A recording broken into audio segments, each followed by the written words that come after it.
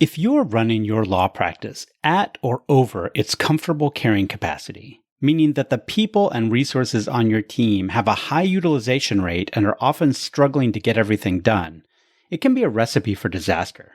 One or two little things added to an already maxed out team can cause everything in your practice to grind to a halt. In today's episode, I'm going to talk about why being over capacity is a problem. I'm going to give you 3 warning signs that you might be working at or over your ideal capacity. And I'll give you a few techniques for getting things back to a more comfortable working space. Ready to become a more agile attorney? Let's go. Welcome to the Agile Attorney Podcast, powered by Agile Attorney Consulting. I'm John Grant, and I've spent the last decade helping lawyers and legal teams harness the tools of modern entrepreneurship to build practices that are profitable, sustainable, and scalable for themselves and their communities. Each episode, I offer principles, practices, and other ideas to help legal professionals of all kinds be more agile in your legal practice.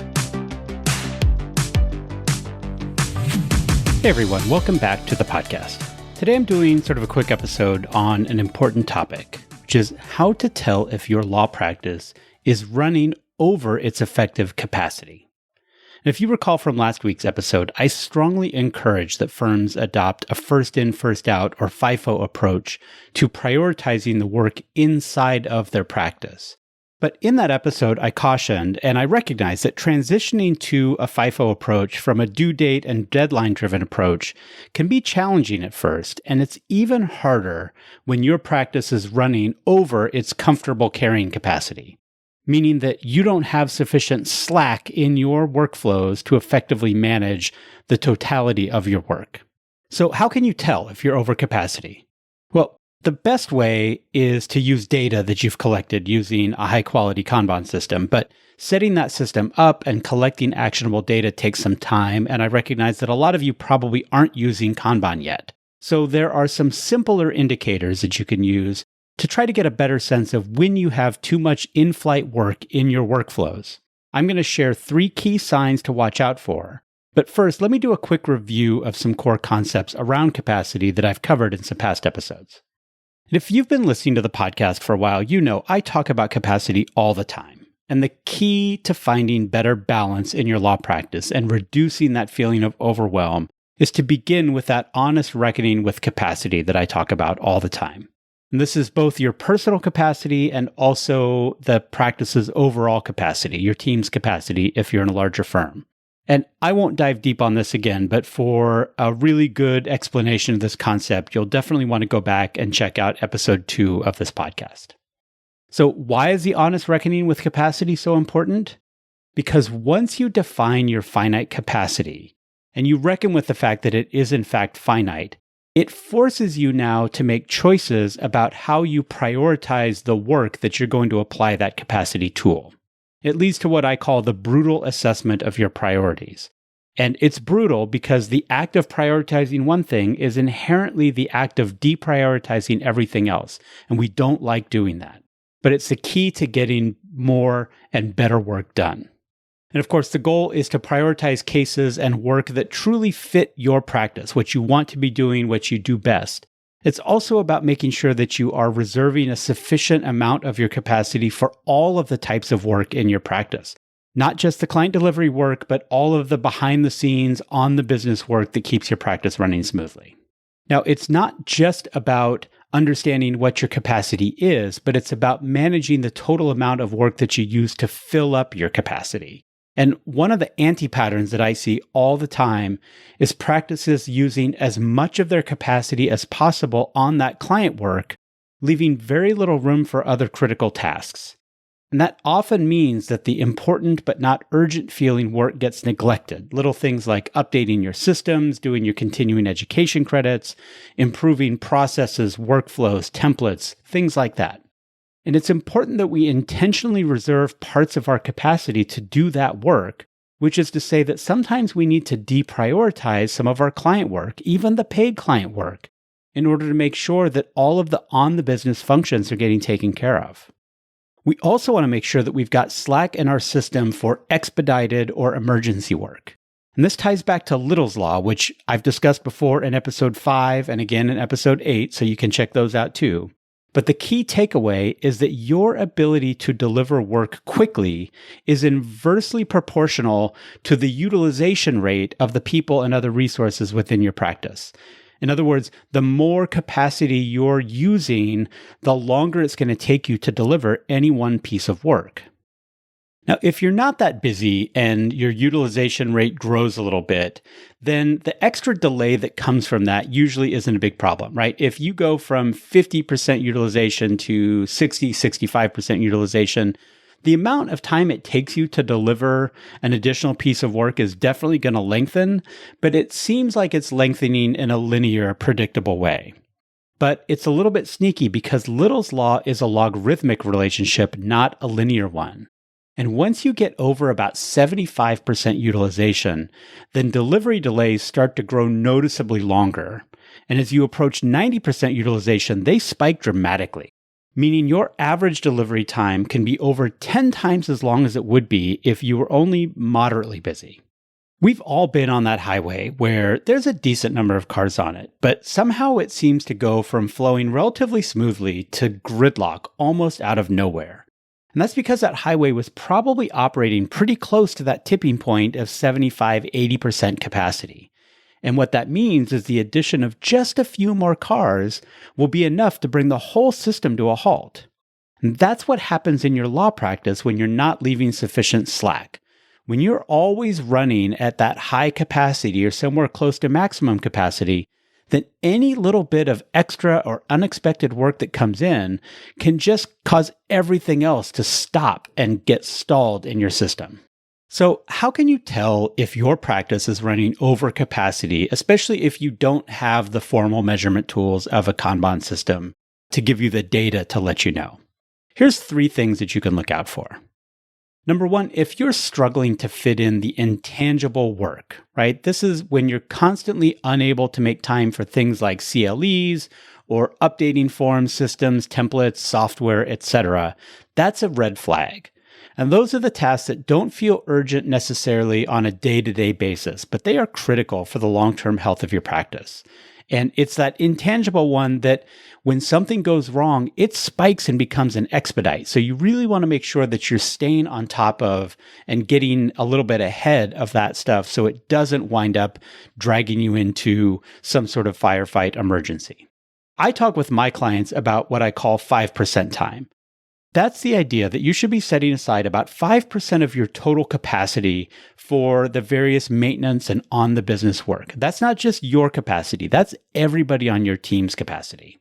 And 5% may not seem like much in the abstract, but it translates to about half a day every other week or a full day each month. So it's a lot. But if everyone on your team isn't consistently spending that amount of time working on those maintenance tasks, it's probably the case that you are over allocating capacity to client work or other business functions. And you need to figure out how to reorganize things around getting those maintenance tasks done. Another red flag that your practice is over capacity, and this might seem obvious, but if you are consistently working well beyond what you consider normal working hours, that's a clear sign that you're over capacity. And I know what's normal for you may vary depending on your practice, your goals, your history, whatever you're comfortable with. But if you're feeling like you're always playing catch up or you never get ahead, then that's definitely a problem. And while many of you probably think that normal for a law practice is something more than the standard 40-hour work week, and I get that, I can also tell you from experience that it doesn't have to be that way. Just last month, I did a workshop with a firm that has adopted a 4-day work week. And I don't mean 4 10-hour days. I mean 4 standard work days with 3-day weekends being the norm. And they are a thriving, financially successful, and growing law practice. They've been really intentional to structure their systems and their capacity management to handle client work and business operations within those 4 days. And it is working for them and for their clients.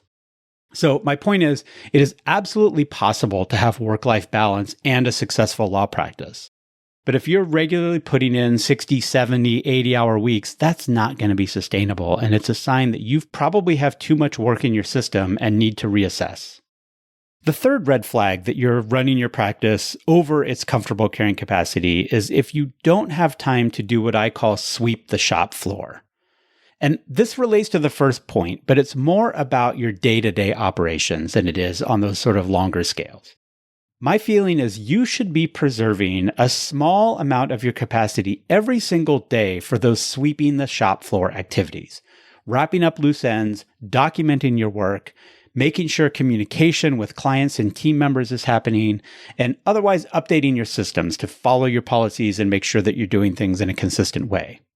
And ideally, a task isn't going to be truly complete, or a chunk of work shouldn't be considered complete until it's documented, communicated, and your various management systems are updated with the record of that activity.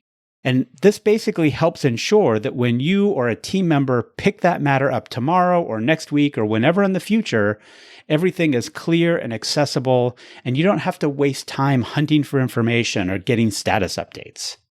In the world of lean or lean manufacturing, there's actually a concept around this called the 3 S's: sort, sweep, and standardize.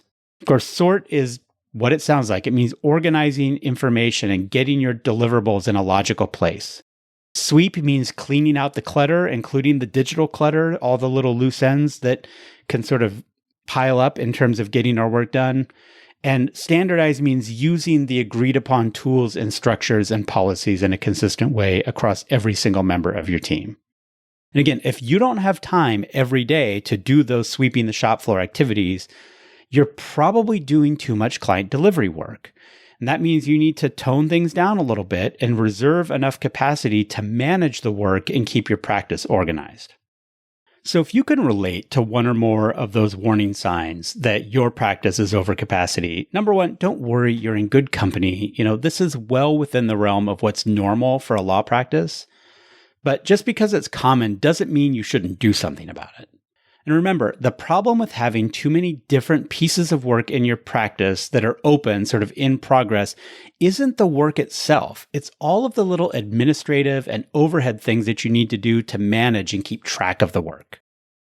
I often say the more balls you have in the air if you're juggling, the more time you're spending on the space between the balls instead of actually working on one of them.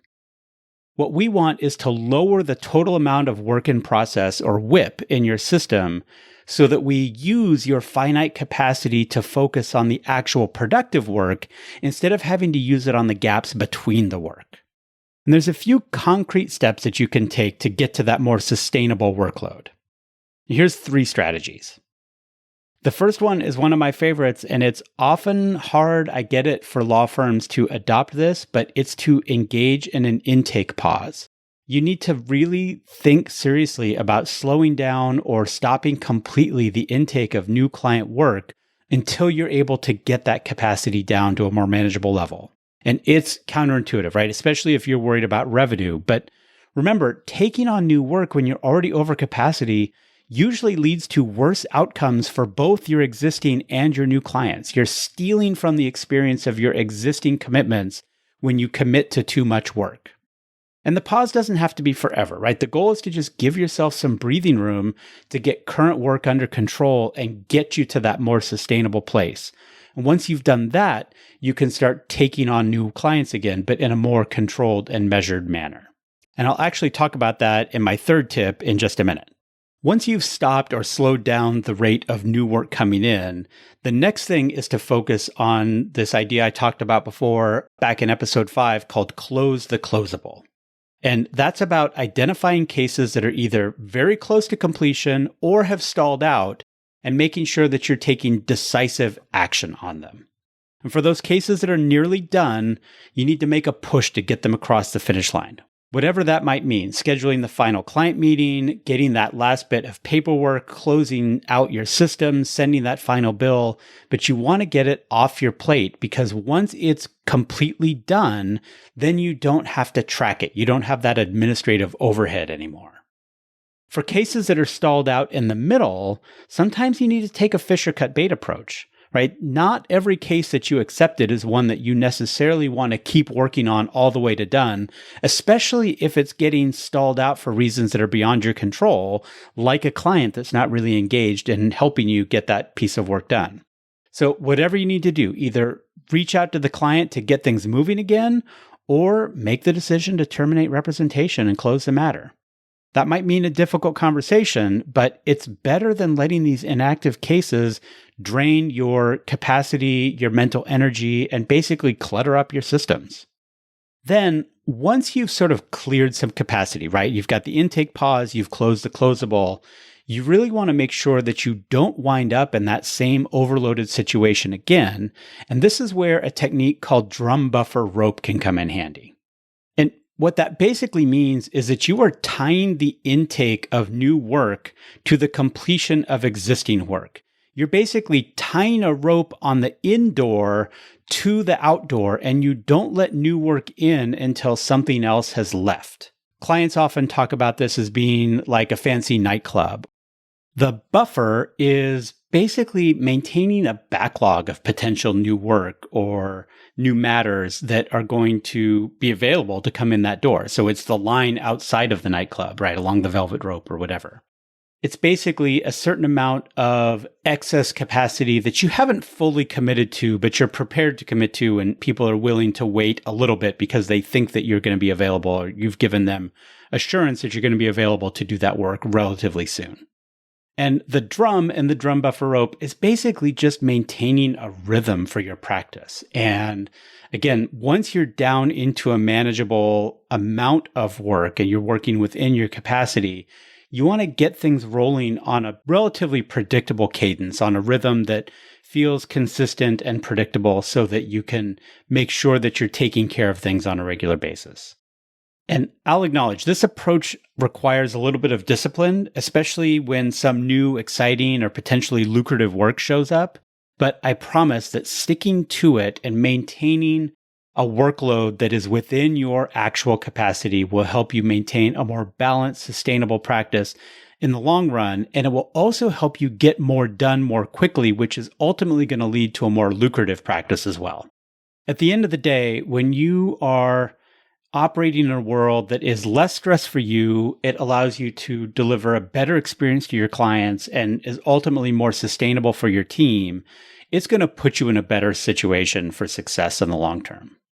And keep in mind, the goal isn't to not be busy. It's to be productively busy. It's to be busy on work that is actually value added for your clients and delivering that work at a pace that allows for high quality work, that allows for continuous improvement on your systems and workflows, and that allows for you and your team to have a healthy work-life balance. By making sure that you're on the lookout for signs of being over capacity and taking those proactive steps to address them, you're definitely going to be on your way to a more agile practice overall. Thanks for listening to the Agile Attorney Podcast. I'm your host, John Grant. If you found today's episode interesting or useful, please share it with someone who you think would benefit from a more agile approach to their legal practice. If you have any questions, feedback, or maybe a topic you'd like to hear me cover, you can reach me at john.grant@agileattorney.com. To help other attorneys and legal professionals discover this podcast, it helps a lot if you could rate or review me on Apple Podcasts or Spotify. And of course, be sure to subscribe in your favorite podcast app. This podcast gets production support from the fantastic team at Digital Freedom Productions, and our theme song is the instrumental version of Hello by Lunara. That's it for today's episode. Thank you for listening, and see you next time.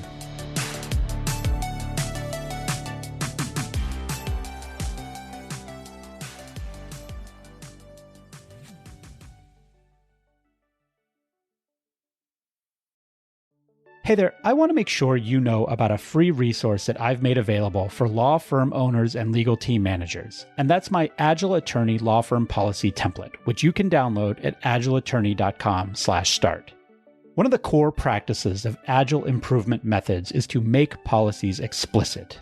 Doing that is key to improving the quality and consistency of the work product coming out of your law practice. But a lot of the templates you get from your bar or the big legal research services tend to be wooden. They might capture the checklist items, but they don't really engage people around why doing things a particular way is important. My policy template helps you capture the purpose and the context of the policy, so that you're using the policy to make your team smarter and more engaged, and not just giving them a recipe to blindly follow. Along with the policy template, I've got a bunch of completed policies in my policy library that you can use or adapt to fit the needs of your particular practice. just go to agileattorney.com/start and look for the law firm policy template and library.